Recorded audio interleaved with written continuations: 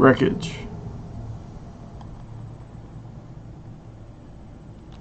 The sea is a wretched place. As the waves washed over him, cool as ice to Audie's skin, the sun loomed over him precariously, beating hot. His hair matted against his face, sand sticking to his cheek, he opened one of his eyes as the other lay shut against the beach floor. He rolled over, and the sun blinded him. He breathed in a sigh of relief, calm as could be, and slowly began to look around him. From what he could tell, he had been in a shipwreck. Remnants of the ship itself scattered around him, and a large chunk of it, the stern, sticking out and wedged in the sand, which packed around it. Waves crashed against distant cliff sides. How had this happened? With a rush of memories, he remembered. "Oh no," he uttered quietly. "Penelope." Penelope, his good friend, well, they were more than friends. Where had she gone? What had happened to her? Audie could not recall, but then he did, and he remembered. Longer ago had she been gone than this wreck. Yes, he thought, she had disappeared from his sight much longer now than just the day. Perhaps it had been a week, or perhaps a month. But he could not see her anymore, and she was long gone. As he rose to his knees and eventually to his feet, his long hair flew out in front of his eyes and swung back again, hitting him repeatedly with the clumps of sand that had piled and condensed there between the strands of his hair. He blinked and made no noise of discomfort, but simply let his eyes water to drain out the sand. He pushed his hair back behind his shoulders so that he could see better. To rub his eyes would have done no good, as his hands too were covered in wet sand. In fact, everything was covered in sand. Everything. He coughed, then sniveled. He was a young man, maybe 20, though he did not know his own age, not precisely anyway, and had always settled with whatever age Penelope had given to him. He dispensed with that some time ago, a long time now, when she had disappeared. It had been strange how it had happened. And even with his mind clearing from the wreck, Audie could not think of how she had gone. Had someone taken her? Had she chosen to leave herself? He did not know, but he wanted to remember deeply, though he thought that perhaps he never knew.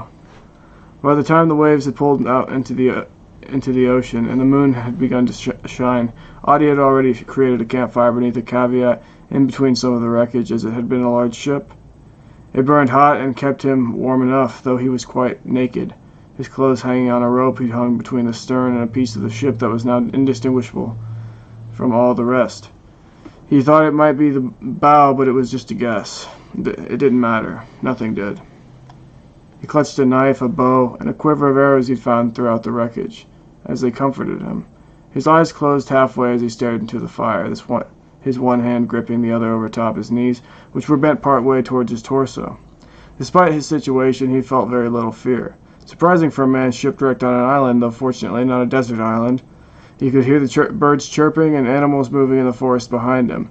But still, he was not afraid. He was a good hunter, and he could craft a bow and arrow out of anything, and he already had one anyway.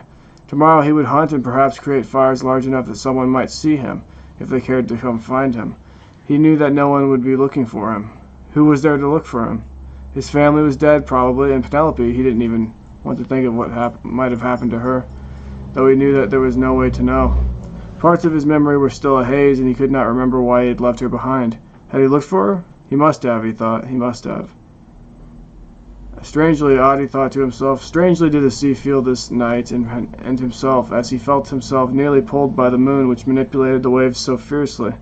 Perhaps then it was the hunger, he thought, as it must have been a long time since he had eaten. A day at least. Staring into the fire, he thought very little of how he felt, but instead opted to think of his homeland, and of Penelope. A deep sadness swept over him in that moment, and before he could scurry it away and back to the hellish hole out of which he had crawled, it reminded him that, in fact, he was alone. At least he probably was. A look around the island the next day in daylight would tell. With those sentiments of deep longing, he laid down against the stern, and despite his hunger, he slowly crept into a deep slumber. When he awoke, there was no daylight, and unsure of what had caused his awakening, he darted his attention to the seas, which were yet illuminated by the moon's glow, now eerie against the black and star-filled night.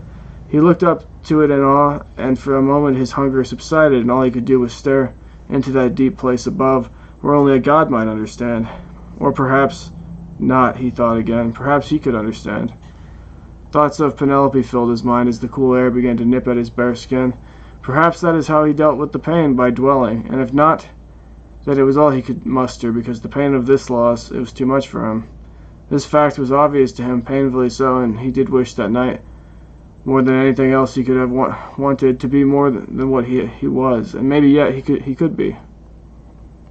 As he drifted off again to sleep, the waves crashing to his side, he began to dream a lucid dream filled with new adventure and strange lands, fitting, he thought, as he forgot himself in the image. When he awoke the second time, it was daylight, early morning, and the sun was a bright orange. The moon had moved, but it was still visible, and some stars still lingered in the darkest corners of the sky. The sun had awoken him, and looking around he could see that he was the only living thing on the beach. He supposed that there were other creatures scurrying around the forest behind him, as his stomach grumbled. Adi's people used to call it jungle, but he always preferred forest for some reason. Now, no one called it anything, and Adi did not speak, but oddly he was quite hopeful. He made his way into the trees. As he entered there, he could see a small inlet, a stream that extended into a small waterhole.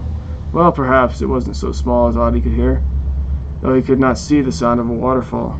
As it splashed against the water beneath it, he could see the suds it was spurting out, and in his direction, though yet far enough away and just around the corner. As he approached it, he heard the sound of some kind of bird calling from above him, and the snorting of pigs. As he turned the corner, he glanced at the waterfall, tall and overbearing and beautiful. But before he could examine it any further, he noticed the animal. Adi's eyes widened in awe and in shock. In front of him stood something large, quite large, and it looked mean. Adi could only describe it as terrifying, and when it noticed where Adi stood upon itself, its cry could be heard throughout the entire forest. Naturally, Adi was curious, and at first he moved as if to run, but before he could, he noticed that the animal was not crying to attack him, but rather it had been injured somehow, and its leg was not bleeding, but it seemed to cause the beast its pain. A gripping feeling of despair and anguish gripped Adi, and with a sigh he contemplated what to do. Should he try to help the beast? It looked, well, innocent, large and terrifying as it was, and if Adi were to eat something, he would eat something smaller, as he could craft a bow to hunt. He was confident in that, and so he thought to himself that there was no need to harm this creature. Still, its eyes were red, and as if they were nearly glowing. Its face, though not outrageously hideous, was only pleasant to look at in a sympathetic sort of way.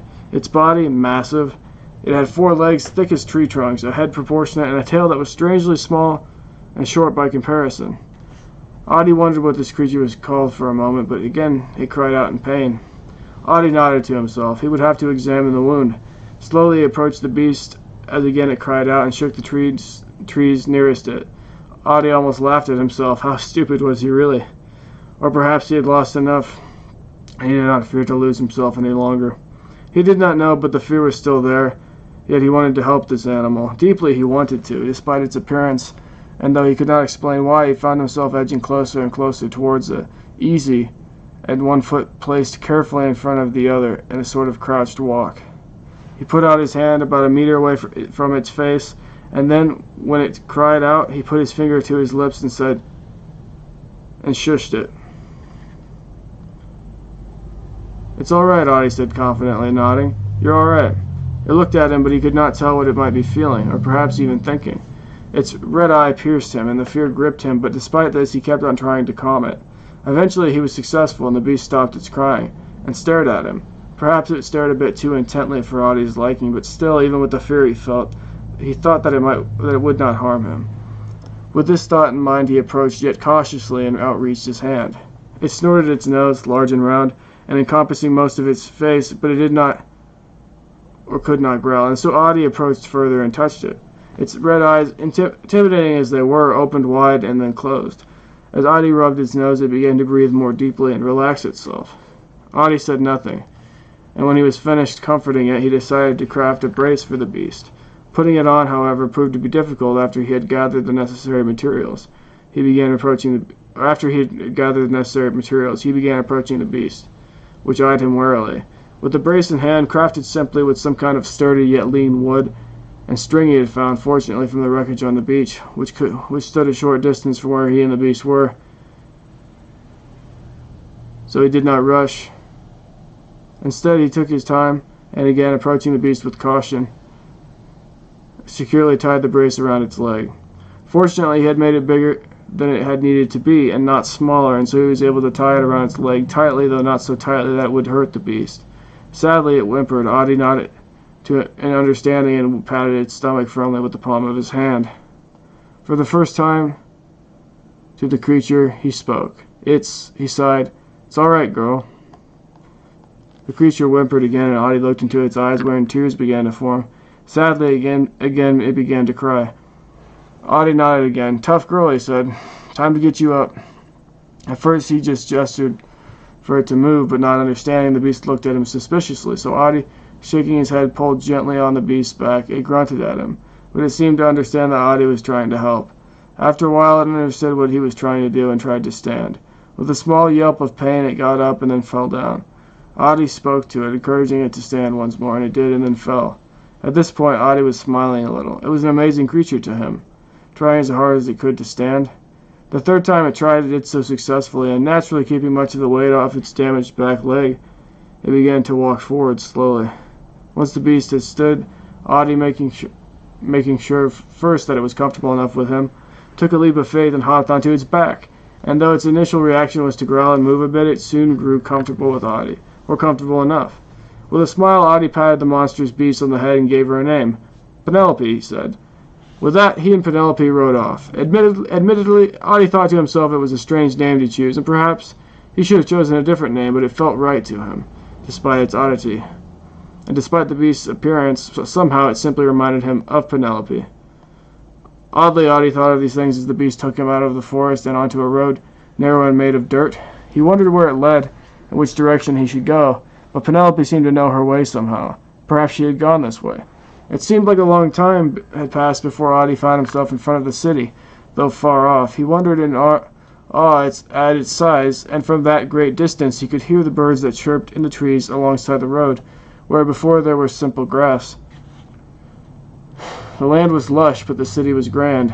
That was where Audie wanted to be, where Penelope was taking him. Thoughtful remnants, memories of his home, filled his mind as he stared at the city's large structures, some pointed, some rounded, though each were difficult to make out at such a length. It was a long time, that they rode down and along the trail at Penelope's pace, but she continued to carry him despite her leg, and when they were close to arriving, the city looming over them, they began to notice other people walking about and staring. Audie stared back, once more awe-stricken. The people he saw, they were different, with pale skin and light hair, but not the shade that Audie's hair was, a different shade, and when Audie got close enough to see one of them who happened to be walking down the trail near him, he noticed that their eyes were large and purple, but other than that, they appeared as men.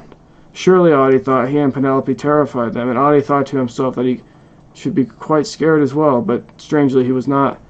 Perhaps he sought opportunity.